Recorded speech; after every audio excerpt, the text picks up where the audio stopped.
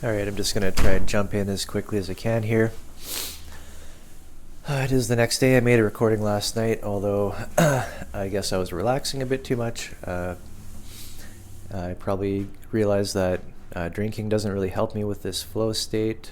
Although I may feel better and relaxed, it's hard to kind of remain focused. It's even harder to remain focused than if I were to have simply smoked marijuana. Though I did get into some of the difficulties of addiction and of accountability relationships within the church regarding that. And so this is just kind of diving into a sort of concrete example of something that you may find within the church. So there's this problem. We have kind of a dichotomy set up between participation and membership, and these are two degrees of coherence that we've described earlier. And really, we have a very stark difference in how the world, how the scripture, how instructions are navigated by the participant. It's kind of like more of a mechanistic type of approach, a sort of programmed approach, a sort of undynamic, sort of like these instructions mean this thing, this is what it means, so I'm going to do this and do this and do this, and then it'll be done. But we know that in real life, things are not often so simple, and as we've explored in this media expression piece,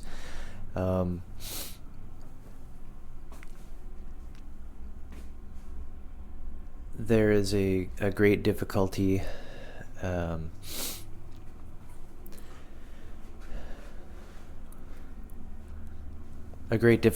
this kind of juncture between participant and membership. And it's sort of a dynamic that we always have to keep in mind. It even, as we discussed earlier regarding the coherence protocol, it's something that we have to be aware of and tailor our expressions to take care not to trigger or discourage participation, but at the same time, with participation, we often have hypocrisy because we have this mechanistic approach to interpreting and utilizing protocols or instructions or scripture or whatever, and it causes the bootstrapping, or the nature of the bootstrapping behavior is always that when you take up instruction, you don't know what you're doing yet. This is just the nature of it.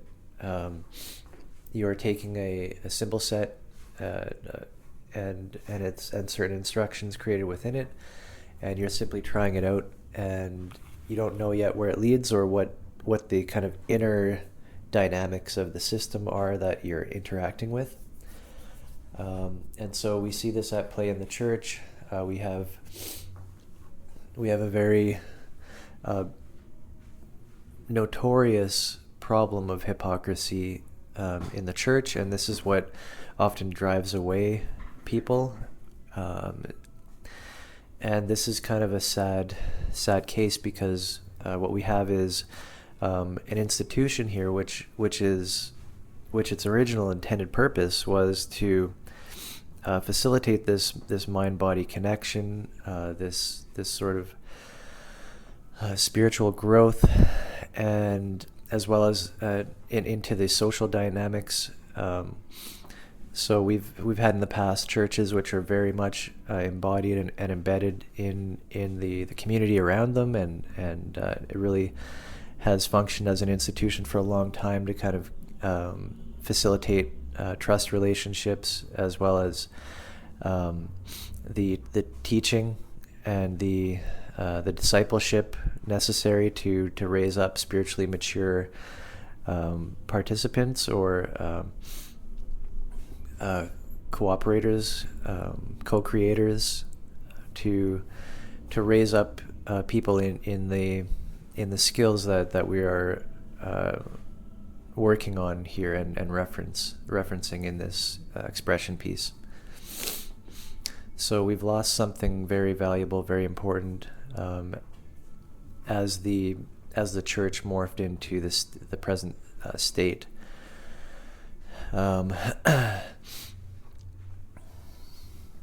So I have encountered some great difficulties regarding this, specifically related to my own journey with substance use and abuse. Like I said earlier, I've smoked marijuana for over 15 years, rather quite unconsciously, you could say. I didn't realize it at the time, and I've always had this feeling, I guess you could say, that I was self-medicating to try and deal with stuff. But kind of the interesting part of that is that, yes, it could be seen as medicating and dealing with, but on the other hand, there's also this kind of putting off of pain and putting off of the real growth and putting off of the things that you're actually avoiding, and not fixing them in your life.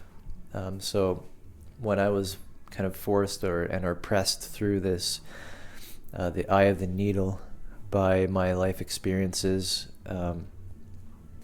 this all started to unfold, and I became much more conscious and aware of the fact that I was in using avoidance type behaviors, and in fact that my smoking was really not allowing me to take care of my life and to take care of all the different facets of the body and all that's been described in this media expression piece so far.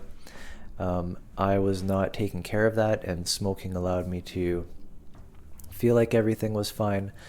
But meanwhile, this not taking care of the body and its organs, internal and external, was a great driving force in the anxiety that I was having.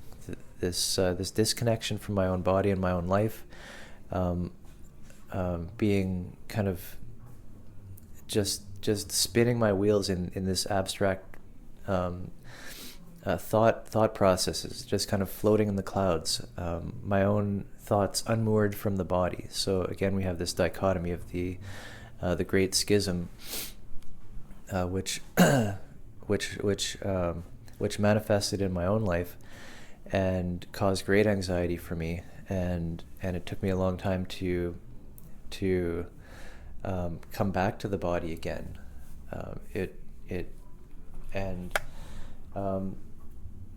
There's an interesting note here, an interesting point that I'm not sure if I brought it up yet. It's just kind of a practical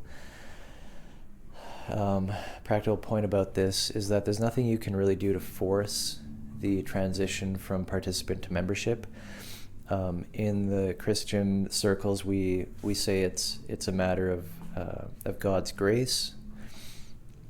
And why this is important is that it's not on our shoulders. The weight is not on our shoulders. We are not to be shamed or to feel shamed that we are at a certain level and we could be a higher level, or whatever, however you want to say it.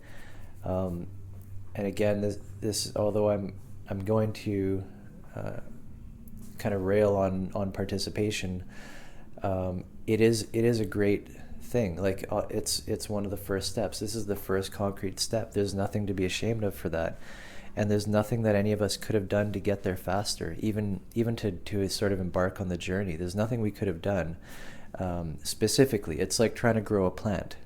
You can't force it to plant. You can't force it to grow, but you can cultivate it. You can allow the space. You can know that a plant needs good soil, good nutrients, good water. It needs sunlight. So if you're simply taking care of this to leave the space open for that plant to grow, that is what we can really do. So in other words, we can stop fighting against the spirit, and we can allow it to work and move in our lives.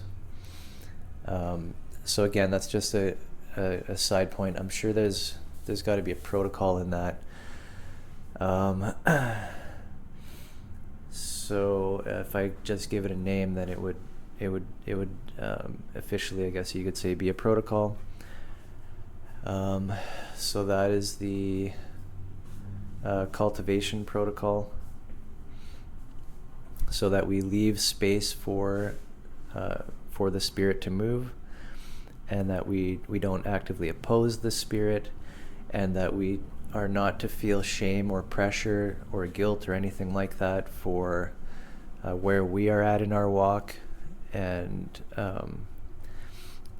this is important, especially because I'm trying to bring up and bring out into the open, as explicitly as possible, certain spiritual issues and ideas, and this idea of communion with God, the communion between the mind and body. And some people are going to intuitively know that they don't know what this means, or they don't know what it feels like. And so it's important to not feel ashamed or guilty or jealous or anything like that. And on the other side, it's important not to hold anybody to try and attempt to force accountability onto somebody for their growth. All that should be done is guidance in terms of, are we fighting the spirit? Are we actively fighting? Are we avoiding? Is our behavior is avoidant, such as with substance use? And we can witness and help each other and teach each other in this way. So that's using the Cultivate protocol. It's just kind of like being careful to realize that it's not on us, it's not on our shoulders, and just be careful when acknowledging the different degrees of coherence, and when talking about who appears to be breaching constraints. And this just brings up another small point here, that coherence is really a self-identifying tool. It's not for one to identify in another what their coherence is, although there is the fact that we can detect when constraints are being breached, constraints of a certain degree of coherence. Certain things typically stop happening, especially so much, but generally just stop happening at certain degrees of coherence. And this can be detected by those who have achieved coherence to such a degree that they're able to see when constraints are being breached in their own life, as well as when others around them are breaching those constraints. So that's when you get hints, and you know that somebody may need guidance or assistance, and you can kind of feel out where you're at with each other and how to adjust your interaction. So I wanted to just get through this part about kind of my experience with addiction and accountability in the church. So addiction or substance use is a very, very, very personal kind of issue or problem, and in my case, and I think in a lot of cases, some of the core, the root problems as to why we feel like we kind of need to escape, I think comes down to this alienation from each other. If I were to make the broadest stroke of what is the worst feeling and the worst and most pervasive trauma that we all have, it's this schism, this great schism, the alienation between our own mind and our own body. So our minds are, like, I just heard a story recently of somebody who had been working, just overworking themselves. So they were working something like 10-hour days, but then they were also commuting like 2 or 3 hours a day. So they were over 12, 13, kind of 14 hours plus just going to work and coming back. So they're exhausted. They had no time to eat, and they just kept doing this and doing this because of the there's of course reasoning. We need money to survive and all this kind of stuff. So the mind is telling us this, that the mind's solution is to just keep working. But meanwhile, their body literally shut down, and they had a kind of really kind of strange experience in which they got up, they went to go to work one day, they packed their lunch, they got their shoes on, and they opened up the door and they walked, and it was like they hit a wall and could not exit the house. So this was just a shock to the mind, because they're telling their body and pushing, the mind is pushing the body out the door, and the body just did not go. And so, okay, they thought, give it a minute, they'll just sit down, have a breather, and got up, went to the door, and tried it again, and of course they could not leave their house. So this is just an example to that disconnect between the mind and the body, just in a very kind of visceral example. Just try imagine having that experience, and physically being unable to move out the door, and you're just tired, you're exhausted, you're in this delirium. The mind just keeps pushing your body through space and time, and so this is alienation. This is your body seems to have no say in what's going on in the mind, and this is what in the sort of codependency, as above, so below type thing. We see this in our society as well, that we are like individuals just being pushed through a social machine, through corporate and state, through GovCorp. We're being pushed through it, and we're alienated by it, and our interactions are alien. Like we could be hungry and at a food market, and no matter like what we say or do, unless we pull out our wallet and there's money in it, we are not getting food, and we have to give that in exchange to the vendor. And of course, we're all going to agree that this is how things work, and that's the way it should be. And while they have to be paid for their time and effort, that's not the point. I know that this is the machine that's being iterated. You're just iterating the machine. We are iterating the machine in our minds, and giving reasons for why this is and should be the way that it is. But meanwhile, that's the fact of it, alienating.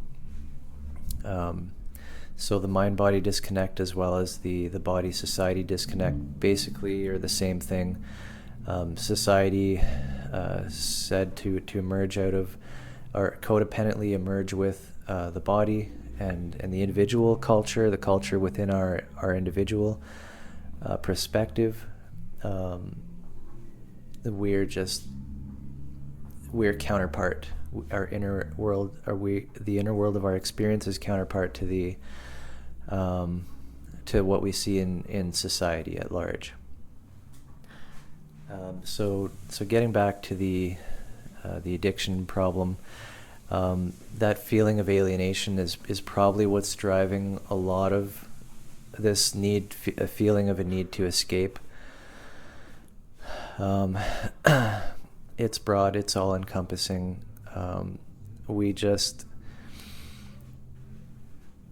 We each have our own unique path of learning and growing up in education, and our own unique ways in which we have been kind of beaten down, and the inner child, the wonder, that feeling of wonder, that feeling of love and connection with others, just slowly gets kind of beaten down and beaten away. And all that's left is this kind of shell, this husk of a machine of routines that we do. And of course, as we get older, we're just crusting up, and we are avoiding change. We don't want to change. We become uncomfortable. We don't even want to talk to each other. We're in a very extremes of alienation that we don't even feel like we could interact with people in a positive way, even if we wanted to. Just that whole depression of knowing that that we don't want to talk, and surely nobody else wants to talk, and nobody wants to do anything. So we are very, very far into this pit, this hole of total alienation. And so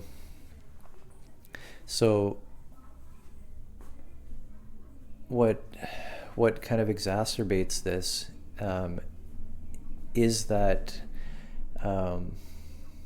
when you have a problem, and when you're trying to connect with other people, and you're trying to be heard, and you're trying to express things,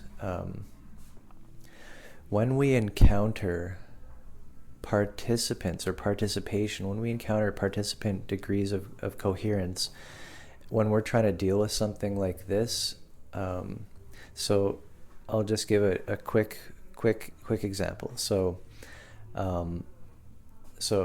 drugs are bad. Don't do drugs. You should be sober-minded. We can find verses, scripture from the Bible that says that nobody should ever get drunk. And so we never have any verses that say from the Bible, don't drink wine, or don't smoke weed, or don't do drugs. But it's saying not to get drunk. But anyways, at any rate, so I came to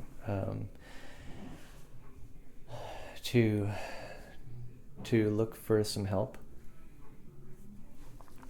in one of the relationships that my wife and I had established with another couple. And so I was expressing that I was having a problem, that I was smoking and it wasn't good for me. And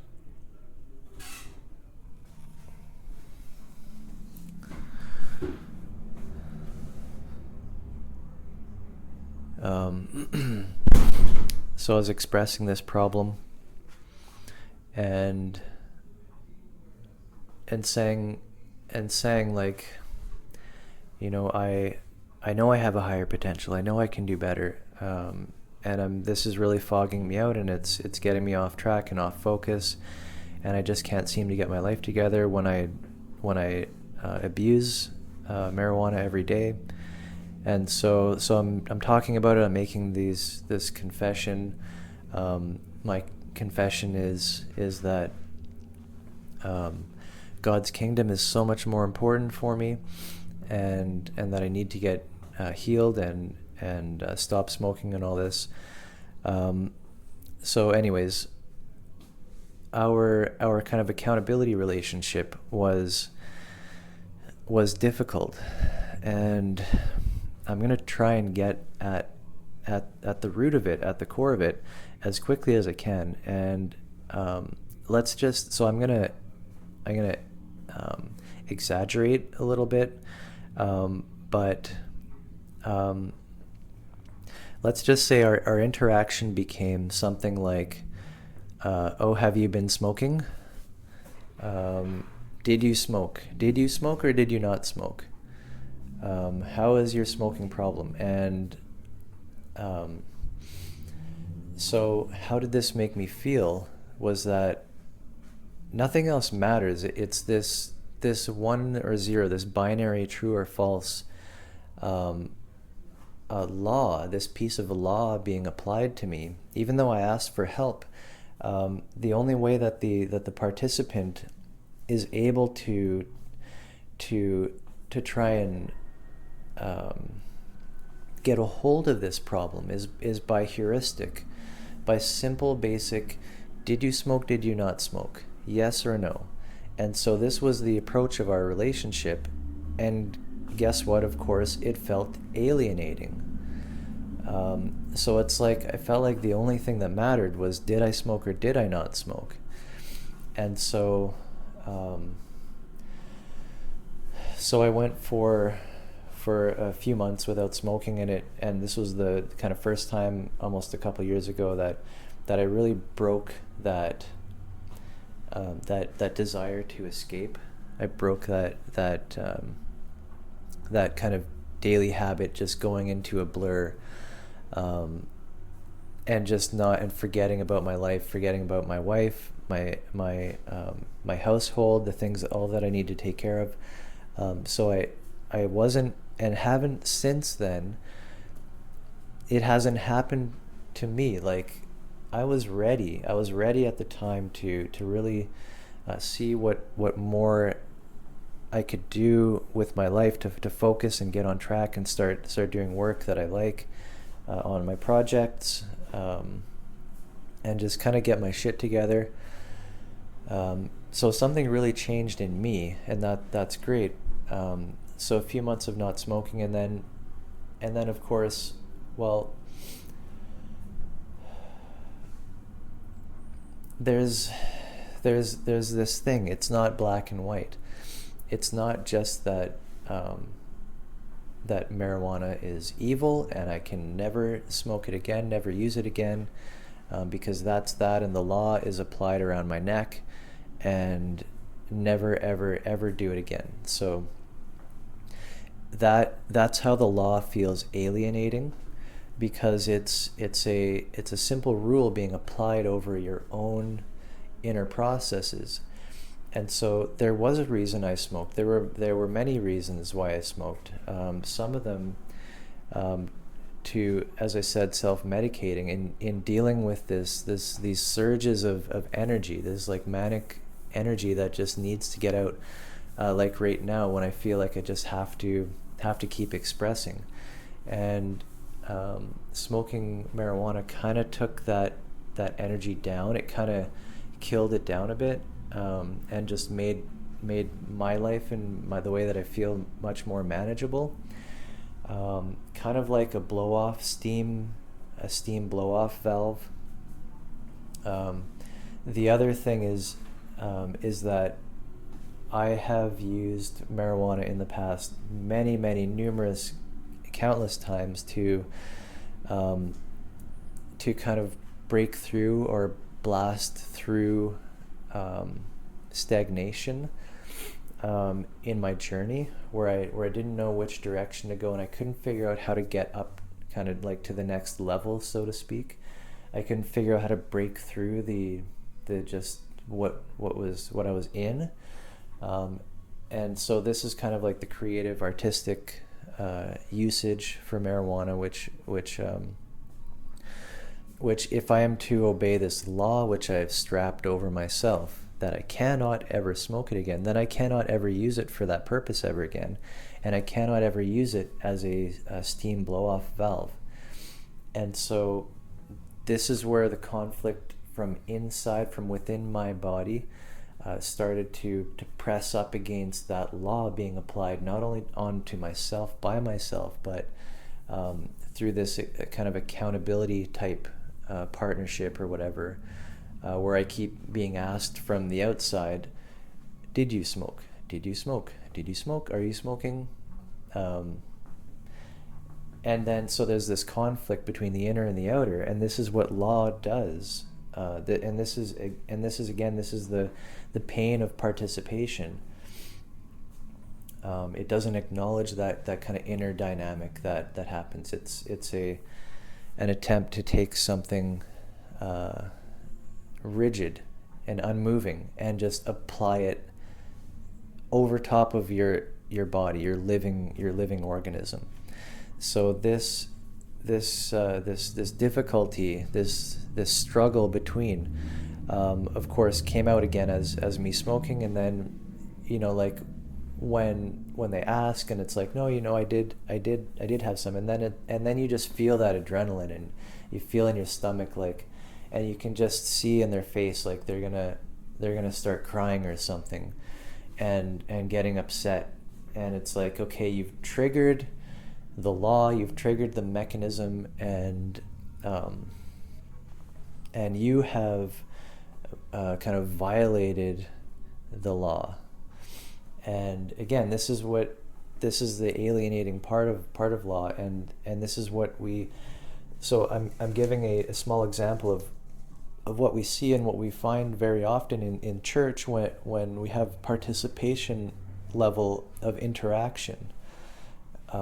It's law. You get a lot of this law-based and this expectation, And then worst of all, is you get the hypocrisy, because people think they're following the law, but of course they've found a way to just be stagnant and unchanging, and using the law as a comfort that they're doing everything right, and because they've warped their mind around that, the concept of all the laws that they believe they should be following, that they think that they are following them.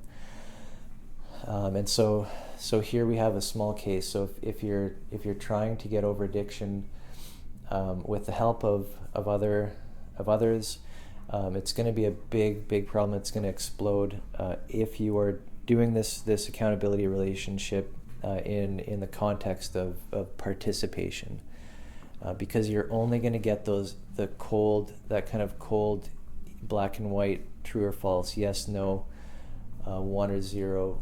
Did you smoke? Did you not smoke? And then, of course, this law hanging around your neck is going to eventually conflict so badly with your inner experience with the body, that it's just going to explode at some point. And so it does. And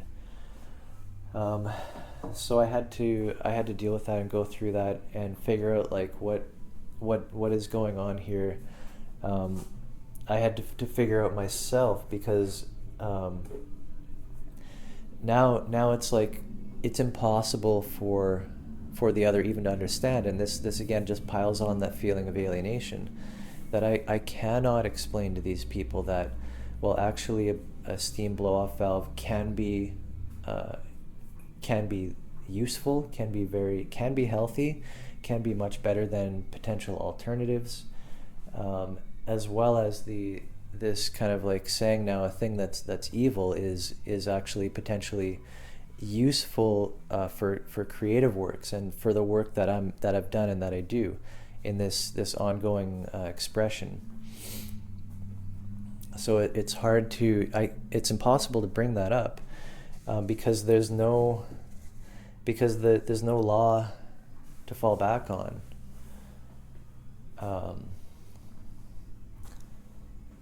I mean, it won't be understood. It may never be understood. It may be just questioned. Eventually that type of accountability relationship just has to be dropped, and kind of hopefully you've healed, and in which case I benefited sure greatly from that, but partly because I'm able to understand and analyze what happened in the relationship, and I know that I don't need to hold on to any guilt or shame or anything like that for breaking the law, which they may still hold tightly to, but which I cannot be bound like that.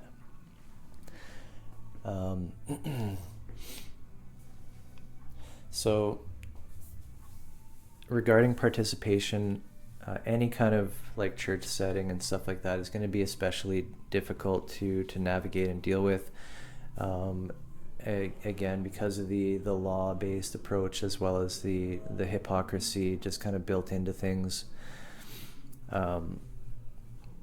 And yeah, just a thought comes to mind, kind of dealing with participation. If you feel like every day is the same, and you're comfortable and you're good, and you're in God's good grace, and you feel like life is good and everything is good, but you don't like change, and you don't feel like that you like calm and order, peace and calm, and you like things to be the way they are, you may be stuck, and you may need to kind of rekindle the life force. You may need to recommune with the Spirit, ask the Spirit into your heart, and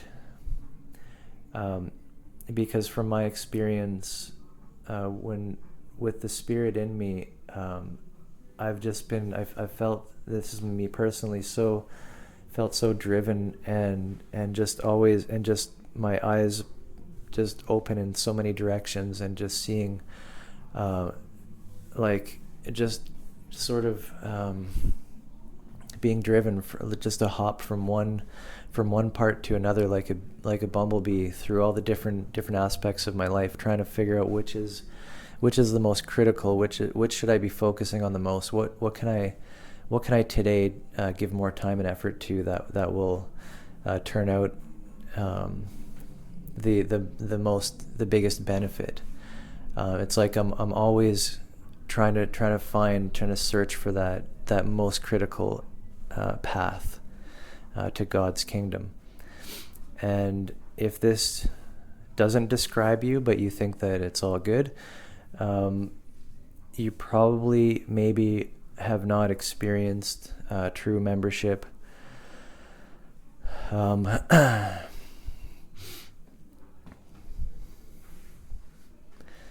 Yes. So what I wanted to talk about the church.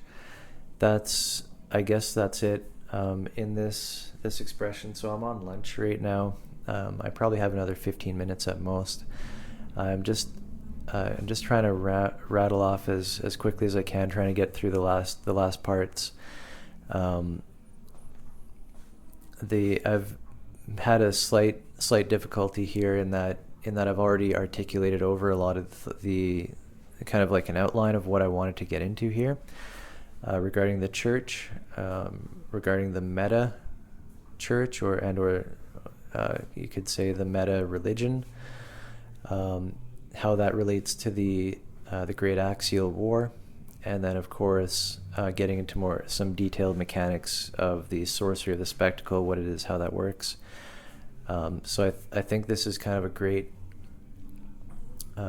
way to kind of wrap up this expression in that, and what I want to do especially is try to speak to people, to certain groups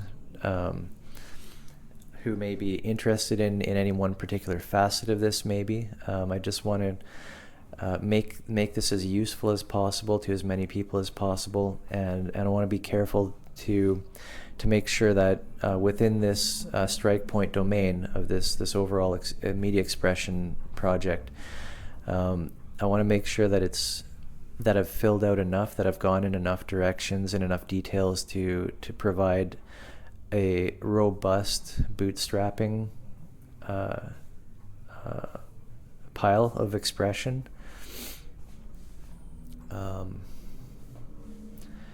And so just that the kind of arcs that I'm seeing through this domain, that others will also be able to see, and that they will be able to pick up the reins and just start running with it, to be empowered in their own context, so that people can start utilizing this work in their own context, and of course then thereby working together. So right now I'm speaking as directly and concretely as I can to my network, the people around me. And so my work is in in my own community, grounded in my church. I'm currently attending 3 small groups per week, also known as general proximity guilds. And so I'm also working with the Telegram community in the Portal Mountain hyperstition.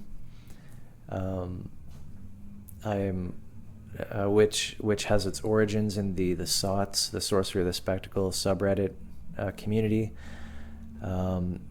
As well, in the Telegram network, we have the Alphabetica group, which is basically the project, or one of the main chats of one of the original founders, aside from Anders, and that is Zumi. So these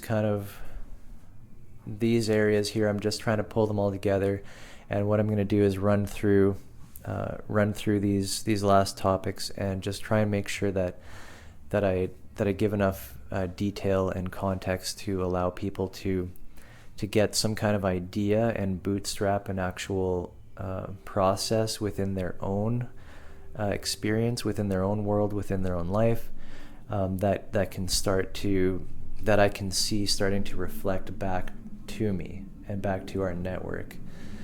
So in other words, I want to help bring people online here with the work. And I think that these last topics hopefully are going to be able to speak directly to that.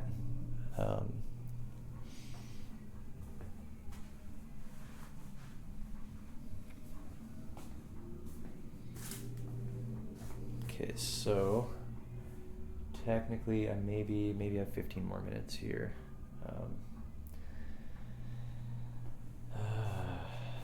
I don't know if maybe I can just quickly try and wrap up the church. There's a few more directions I wanted to go there. So we've just discussed the problem of participation and hypocrisy that we see in the church.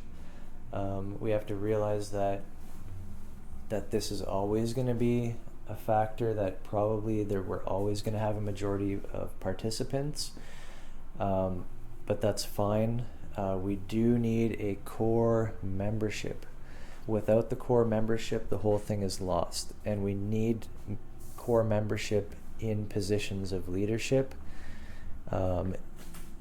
even self-appointed leadership, just leading where you can, letting the Spirit work. And so that kind of gets to that Illuminati networking point, just that we need to work together at kind of like the higher levels of coherence to make sure that we all know what we're doing, and to be able to kind of reach the hand down to those guests and participants to say, look, this is a system. This isn't just a free ride around the merry-go-round. There's a purpose here. There is a journey towards increasing coherence. You're either on the journey or you're not. And here we have support and ways of recognizing where we all are at and what we need to be focusing on and looking at, as well as so this is like the core. This is bootstrapping the kind of kernel, which is what the church does and did and should do. The church has lost that ability to actually affect community relationships and to really help to facilitate trust networks, so facilitate trust between each other to get certain things done. The church should be doing this. It's really cut out for the job. As I mentioned before, it's in a great position to facilitate trust. Especially because its whole purpose ever was to this increasing of coherence, and this which allows networks to function. Without proper nodes or without proper peers, the network will never function. It will always be helplessly dependent on mediated authority.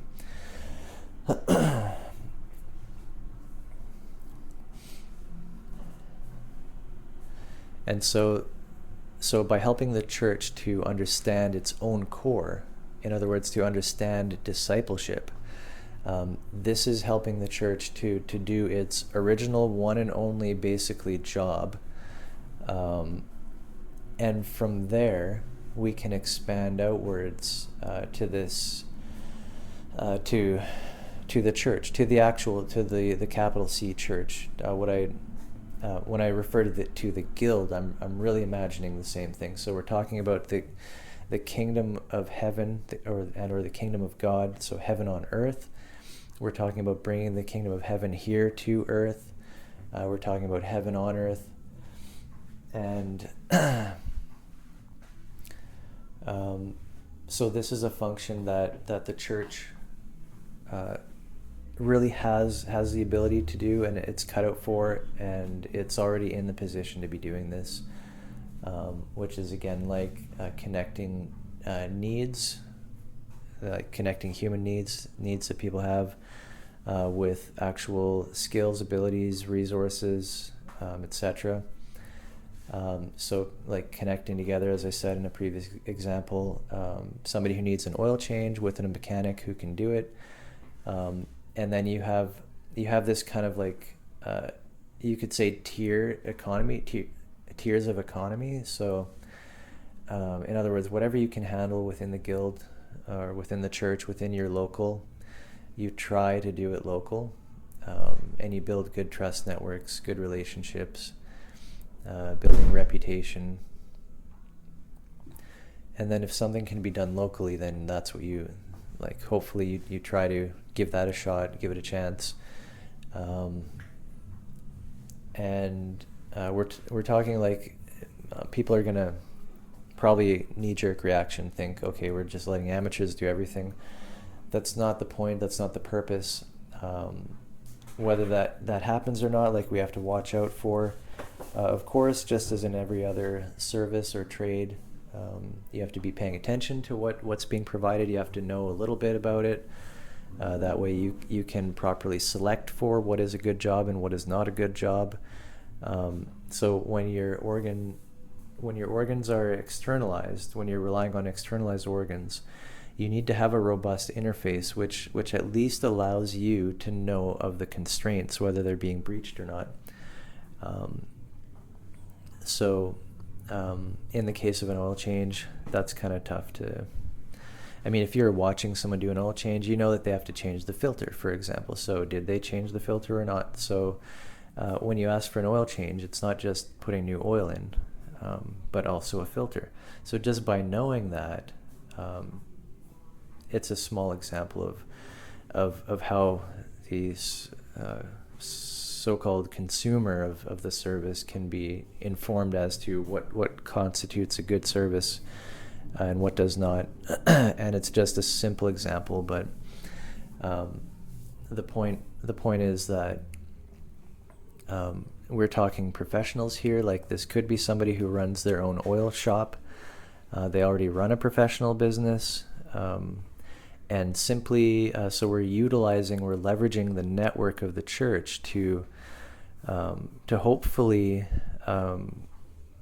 grant or give ourselves access to even higher quality than what we may find just by opening the phone book or whatever, Googling a particular service and just picking at whatever's closest. So we take this little effort to support the church network, and we allow that to become more robust, more usable, and we allow the benefits to flow. So keeping money within circulation of the inner economy and not letting it bleed out. That's, I guess, economics 101. So I still wanted to get into small groups, a little bit of comparison between the proximity guild of the proximity guilds of Portal Mountain, as well as some of the small groups that I've been engaged with. So just I was thinking bring up just iterate a few protocols. That's all that I really want to do there.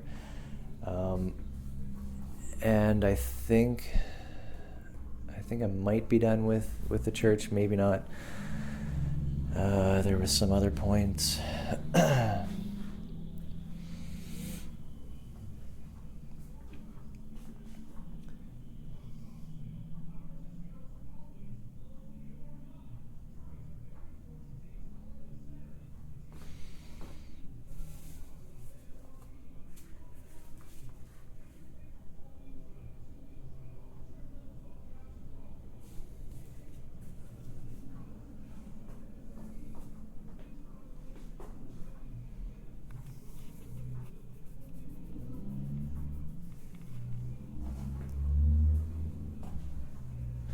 Yeah, so I'm gonna carry on later with this, but I do want to get into more.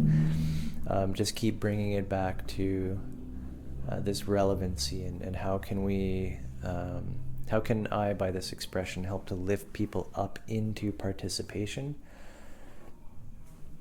How can I make it clear what is participation? and even of course membership. But so it just depends what we're talking about here.